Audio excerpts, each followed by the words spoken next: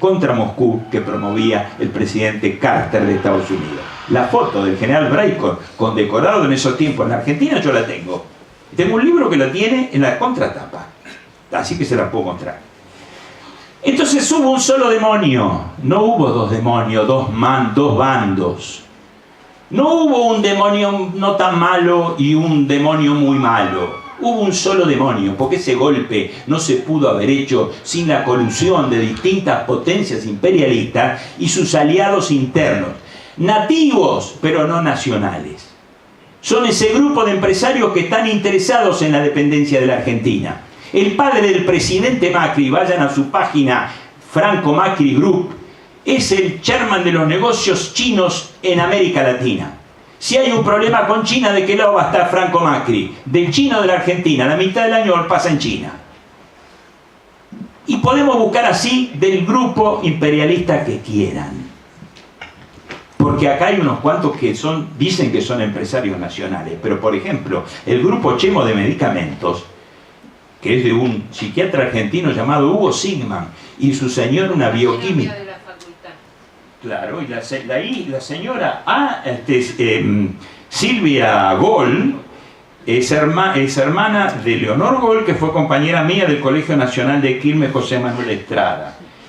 Y resulta que ese señor se fue en el 77 a España, tiene 2 empresas de principio activo, no de medicamento armado, de lo principal del medicamento en España, tiene una en Hungría, tiene 2 en Italia, tiene 2 empresas, Farmagol se llama, una en China, Farmagol, y 2 empresas en la India. Rara burguesía nacional, raro empresariado nacional. En cualquier momento va a haber pintadas que digan Argentina Eucom. Yo no creo en que eso sea nacional. Porque este país viene robando así hace rato. Cuando yo digo imperialismo, no digo imperialismo ideológico, la URSS para nosotros en esa época y ahora era un país, sigo pensando eso, ahora no, ahora puedo pensar lo mismo de China, un país socialista de palabra e imperialista en los hechos, y socialfascista, socialista de palabra y fascista de tipo criteriano en el plano interno. Y cuando digo imperialismo me refiero a lo que decía Lenin de imperialismo. Primero, la concentración de la producción y del capital llegada hasta un grado tan elevado de desarrollo que ha creado los monopolios que desempeñan un papel decisivo en la vida económica. ¿Recuerda algo al presente? Segundo, la fusión del capital bancario con el industrial y la creación sobre la base de ese capital, el capital financiero, de la oligarquía financiera. ¿Recuerda algo al presente? La exportación de capital, a diferencia de la exportación de mercancías, adquiere importancia particular. Y nuestros gobernantes esperan la inversión extranjera para desarrollar el país. La inversión extranjera es solo descapitalización del país. El verdadero capital se forma en casa. Ese capital viene para llevarse más de lo que se trae. Y lean la historia de los ferrocarriles de Scalabrini y Ortiz si quieren ver cómo hacían los ingleses. La formación de asociaciones internacionales monopolistas de capitalistas, las cuales se reparten el mundo, algún acuerdo con el presente. Y 5, la terminación del reparto territorial de los países. Todo nuevo reparto implica guerra. Miren el mundo y vean la guerra por los repartos ya realizados, en la cual alguno no está de acuerdo. Entonces Argentina es un país dependiente, en disputa, rapiñado por todas potencias. Tenemos una base colonial en las Malvinas y tenemos una base militar china en Neuquén. Tenemos a los norteamericanos en la Triple Frontera y la Cuarta Flota en el Atlántico. Nos están poniendo estos razonables y moderados gobernantes en una situación previa a los Balcanes y al Medio Oriente. Porque ¿qué creen que puede pasar con tantos ejércitos extranjeros cerca? Que se van a pelear en nuestro territorio y nosotros, el pueblo y la nación, van a sufrir esa balcanización que sufrieron los Balcanes y que sufre hoy el cercano y el Medio Oriente. Fruto de la lucha contra todo esto fueron René Salamanca, secretario general del ESMATA Córdoba, Enrique Rusconi en esta ciudad.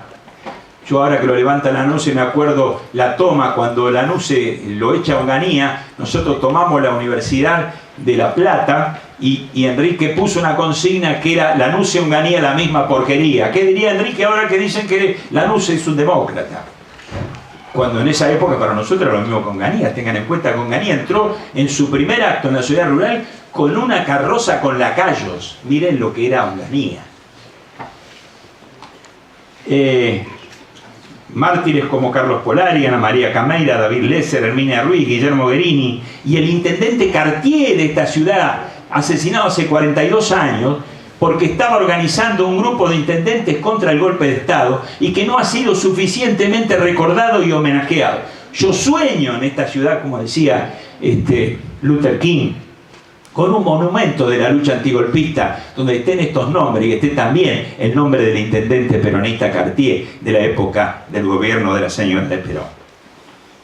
Y después están, por último, los arrepentidos. El otro día escuché a Anguita decir en ese programa Intratable, frente a alguien que defendía la dictadura, que ella había pagado su culpa.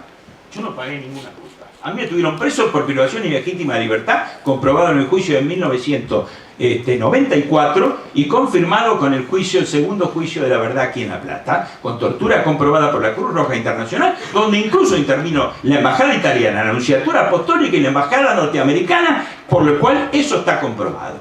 Yo no pagué ninguna culpa, a mí me tuvieron preso ilegalmente. Parece ser que alguno está arrepentido. Yo no tengo ningún arrepentimiento. Creo que sí hubo un sector, y eso nos perjudicó y por eso pasó el golpe, que tuvo errores que lo llevaron a ser utilizados. Por eso siguen insistiendo con los dos bandos. ¿Qué errores hubo?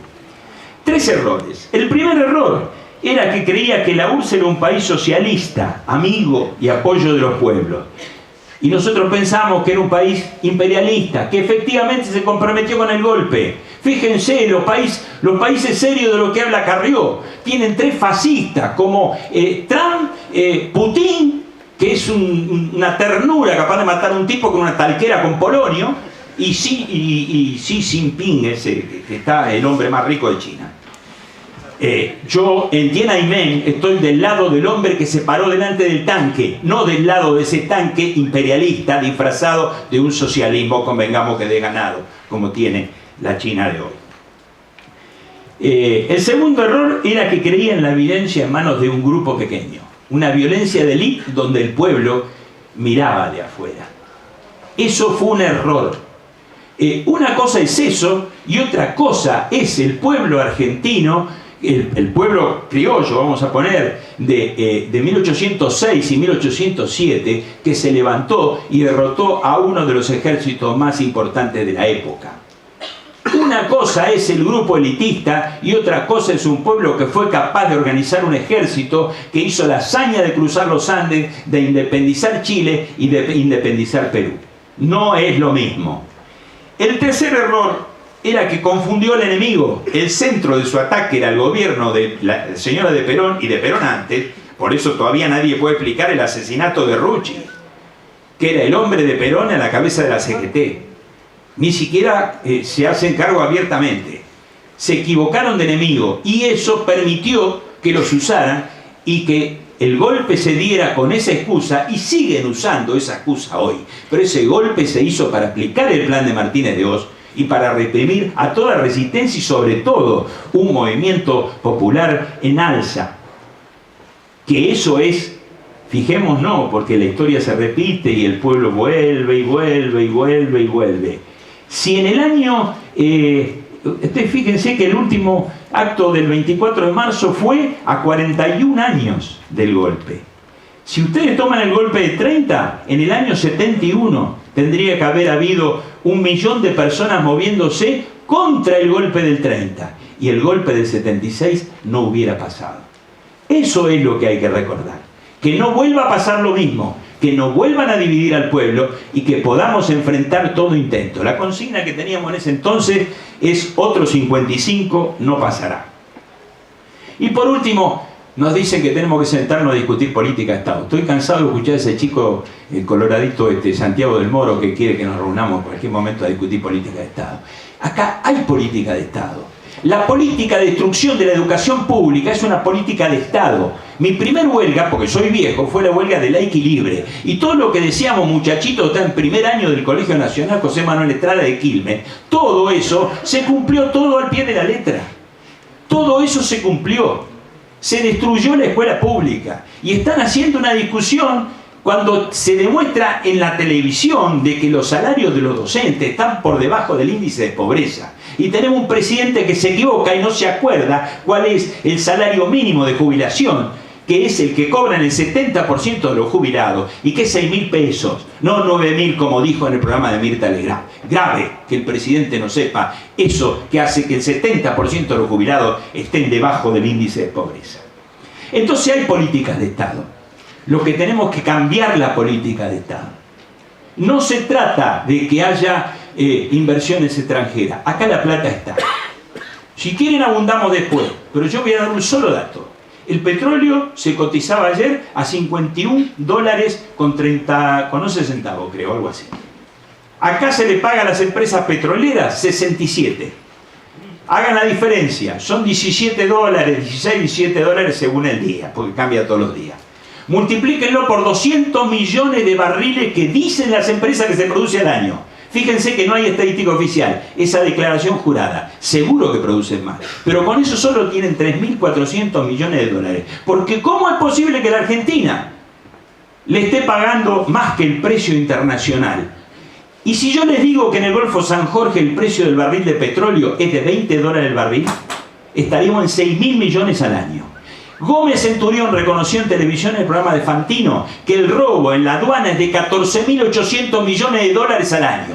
Fantino le repreguntó porque le pareció un exceso y él reafirmó que el robo en la aduana es 14.800 millones de dólares al año.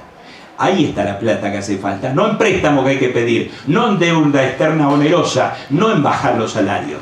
Ese es el ajuste que hay que hacer, al ajuste a los que se quedan con el país. Nada más.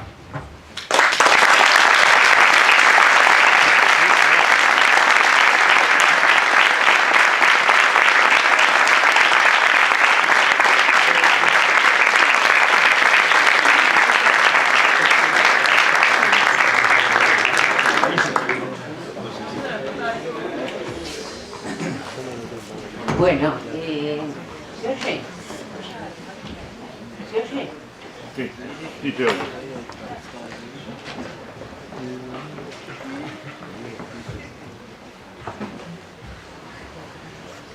Bueno, buenas tardes a todos y a todas. Les digo que estoy totalmente sorprendida de ver tantas chicas en ingeniería. No pensaba que había tantas estudiantes de ingeniería. Bueno, yo en primer lugar quiero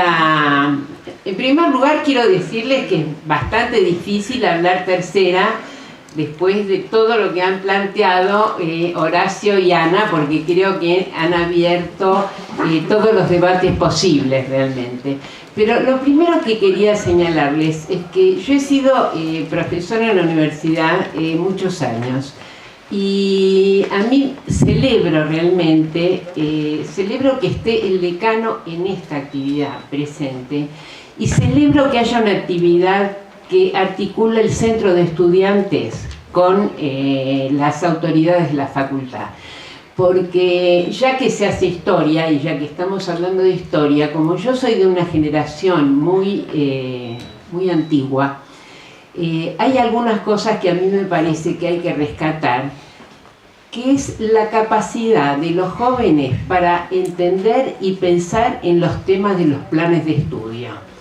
Les digo porque, por ejemplo, yo soy médica y el logro más importante que tuvimos en mi época en la Facultad de Medicina es que implantamos lo que se llamó la unidad hospitalaria, que fue que los que íbamos a ser médicos a partir de cuarto año teníamos que estudiar en los hospitales en contacto con los pacientes.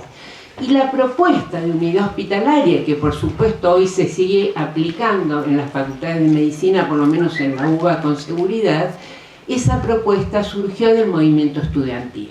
No fue una propuesta de los docentes, porque los estudiantes teníamos idea también de lo que le hacía falta a nuestro pueblo y qué tipo de médicos queríamos ser al recibirnos y cómo queríamos ser profesionales al servicio de nuestro pueblo.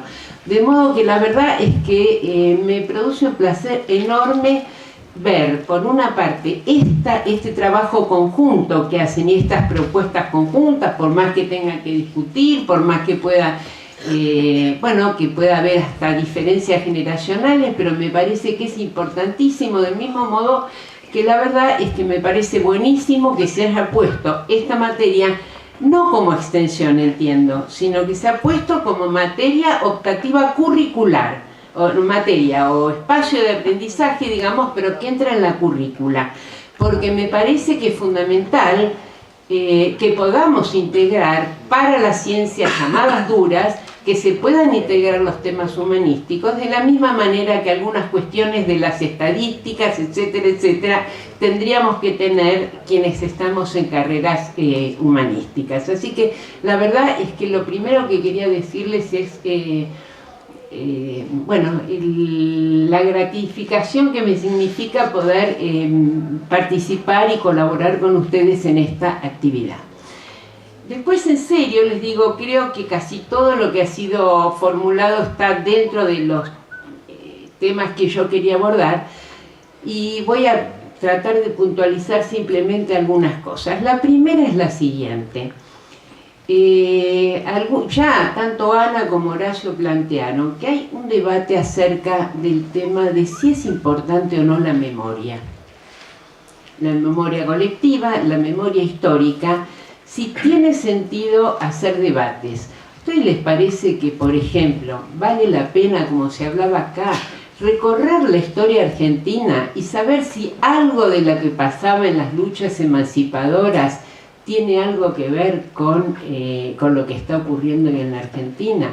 A mí me parece que el tema de la memoria, como acá se planteó, es un tema que enlaza absolutamente el pasado con el presente y con las perspectivas de futuro. Por eso tiene sentido discutir la historia, por eso tiene sentido discutir qué pasó con el golpe, qué pasó con la dictadura, y qué pasó también con el movimiento popular a lo largo de todos estos años. Es decir que, y por eso también lo saben aquellos que quieren borrar las conquistas de la memoria histórica del pueblo. Por eso ahora se está reformulando, porque la memoria es un campo de disputa, es un escenario de lucha. Y en ese sentido, fíjense que no es casual que ahora se esté replanteando temas que, como decía Ana, ya estaban como aparentemente resueltos, y es porque creo que sigue pendiente y que es del presente el debate sobre qué país queremos y cómo vamos a construir este país, y quiénes quieren mantener el país bajo el yugo de la dependencia, por el yugo de los grandes dueños de nuestro país, y quienes quieren transformar nuestro país a favor de las necesidades de nuestro pueblo. Me parece que como eso está a la orden del día, el debate sobre la memoria también está a la orden del día. Acá se planteaba el tema de cómo se está discutiendo el número de desaparecidos que hubo durante la dictadura, y efectivamente la discusión no es el número, la discusión es lo que está atrás. Y ustedes fíjense que todos los genocidios que ha habido, ustedes piensen en la Segunda Guerra Mundial, y piensen en el genocidio que hubo en Guatemala, y piensen en los genocidios de los pueblos originarios en nuestro país, en la Argentina. El primero y el segundo genocidio, piensen ustedes que el segundo genocidio fue llamado Campaña al Desierto. No se llamó genocidio, se llamó Campaña al Desierto. Es decir, que cuando se hacen las prácticas genocidas, los poderes que la ejecutan, porque siempre son los poderes dominantes y los poderes del Estado, tienen simultáneamente una actitud y una política negacionista de ese genocidio.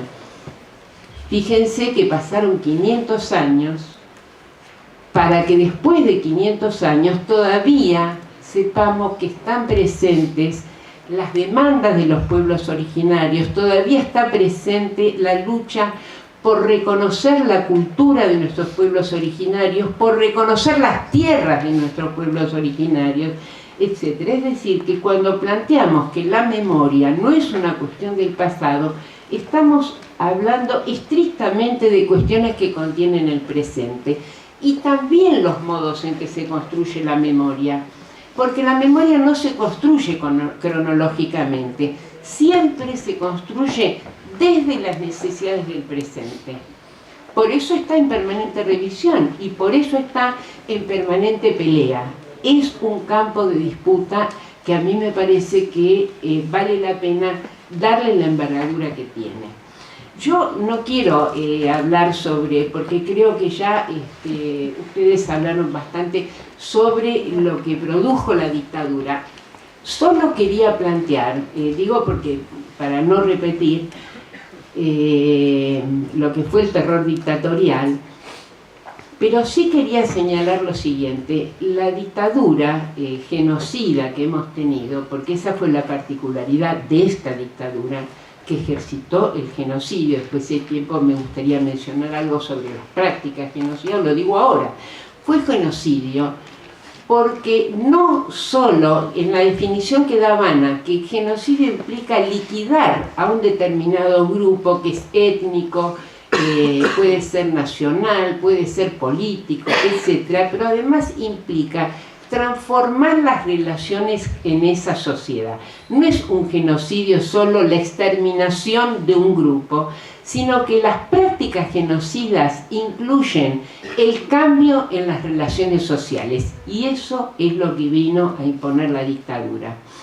Y solamente quería agregar a lo que han dicho Horacio y Ana dos cosas. Una, ustedes saben que la dictadura hizo simultáneamente con la aplicación de terror, que era el terror no solo de la desaparición, porque la dictadura el día siguiente que asumió, sacaron en todos los diarios lo que se llamó el Estatuto del Proceso de Reorganización Nacional. Eso fue lo que sería su supuesta nueva constitución. Anularon la constitución y sacaron el Estatuto del Proceso de Reorganización Nacional. Pero inmediatamente después de eso, liquidaron su propio estatuto. En ese estatuto se decía que los partidos políticos no podían existir más, se liquidaban las organizaciones sindicales, es decir, era un estatuto totalmente represivo. Pero inmediatamente después de eso, violaron su propia legalidad y comenzaron a desaparecer, a todo lo que acá se habló.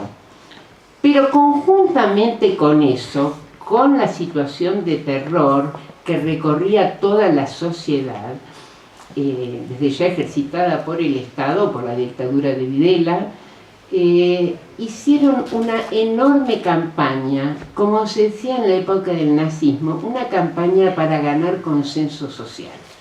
Es decir, que no bastaba con el terror. Como lo hizo Goebbels, por ejemplo, con respecto al nazismo, la dictadura lo hizo en la Argentina, y está lo que ustedes habrán sentido hablar alguna vez de cómo se culpabilizaba a las víctimas. Entonces se le decía a los familiares: usted sabe dónde está su hijo en este momento, algo habrá hecho. Bueno, las famosas frases que ustedes deben haber escuchado sobre esto. Pero esta era una campaña utilizando todos los medios masivos de comunicación. Me parece que este es un elemento importante para tener en cuenta, y además porque había una campaña particular que era la de silenciar todos los hechos atroces que implicaban la represión de la dictadura, pero simultáneamente hacer que algo de eso se supiera, porque era la forma de reforzar el terror y generar parálisis. Yo les digo esto, esta sería una característica. Y la otra cuestión era que ellos fundamentaban lo que hacían. Por ejemplo, ustedes saben que Camps, que lamentablemente no pudo ser juzgado porque se murió, el general Camps defendió la apropiación de chicos. No es que lo hicieron a ocultas, él dijo que tenían que sacar a los chicos de las familias subversivas. Porque acá, yo soy psicoanalista, digamos, lo que él sostenía es que había que las familias, llamadas por ellos subversivas, eran familias que no transmitían el orden de la cultura en la que vivíamos y que por lo tanto esos chicos se había que romper con el hecho de que esas familias transmitían valores que no eran los valores de nuestra cultura, y eso justificaba la apropiación de niños. Es decir, que fíjense que llegaron al punto de que un crimen tan atroz como es el robo de la identidad de esos chicos estaba justificado por la dictadura.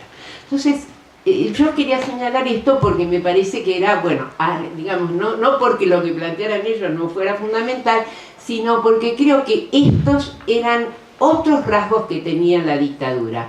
Por eso a mí me parece que es tan importante en la construcción de la memoria rescatar lo que fue la resistencia antidictatorial. Si ustedes me permiten, aprovecho en este momento para hacer un homenaje a una persona que está acá presente, que es Gilla Rusconi, que es la esposa de Enrique Rusconi, y que Gilla, junto con la madre de Enrique Rusconi, fueron parte de esa enorme resistencia a la dictadura que hubo acá en la Argentina. Yo la verdad es que no conozco ninguna lucha tan extraordinaria como la que hubo durante la dictadura y como la que hemos tenido durante tantos años contra la impunidad de los genocidas. No conozco ninguna experiencia en la historia, y mire que he tratado de buscarla. Y creo, esa resistencia por supuesto tuvo su voz de avanzada y su voz pública más importante, por decirlo de alguna manera, y lo que empujó de manera más avanzada, que fueron las Madres de Plaza de Mayo. Indudablemente que fueron además con el tiempo reconocidas en el mundo entero. Ustedes saben que yo, por ejemplo, hace unos años viajé a Turquía y pude conocer cómo lo que ahora está el fascista de Erdogan en Turquía, pude conocer la lucha del pueblo kurdo contra la dominación fascista del gobierno fascista de Turquía. Y ahí, por ejemplo, estaban las madres que habían tomado el modelo de las Madres de Plaza de Mayo, y estas madres, como en muchos otros lugares del mundo, construyeron movimientos de madres tomando el modelo de lo que fue la resistencia de las madres durante la dictadura militar. Pero creo que también hay que recordar que durante la dictadura hubo miles y miles de solidaridades anónimas. Creo que eso es muy importante de plantear, porque en medio del terror, muchos de los que estamos hoy en la Argentina no estaríamos si no hubieran existido esas solidaridades, que eran solidaridades a riesgo de la vida, de la seguridad de esas personas que fueron solidarias. Creo que eso es muy importante a tener en cuenta, y tener en cuenta que hubo varios paros generales contra la dictadura. Hubo paros generales, por ejemplo, me acuerdo cuando fue secuestrado Smith, que era un dirigente del sindicato de Luz y Fuerza, y hubo un paro general en el año 77 contra la dictadura. Estas cosas no son suficientemente conocidas, y a mí me parece que hay que darles la importancia que tienen. Miren, hace muchos años vino un psicoanalista también alemán, y estuvimos en una mesa y él dijo: yo no voy a hablar de lo que hicieron los nazis, yo voy a hablar de lo que no se sabe. Dice que todas las formas de resistencia que hubo en Alemania, no estaba hablando en otros lugares, en Alemania contra los nazis, porque eso no se conoce. En la Argentina se conoce mucho de lo que pasó con las madres, pero no se conoce suficientemente la dimensión de lo que fue la resistencia antidictatorial, y que después se expresó en todo lo que fue la lucha por el castigo a los genocidas y la lucha que hemos tenido y que seguimos teniendo hasta ahora contra la impunidad de los genocidas. Entonces quería retomar este tema. Después, fíjense, porque tiene que ver con el debate que hay ahora sobre el número, que las madres planteaban en esa época la aparición con vida de los detenidos desaparecidos. Y ellas lo seguían planteando cuando ya sabíamos que la inmensa mayoría de los desaparecidos estaban muertos. ¿Y por qué se seguía planteando aparición con vida de los desaparecidos?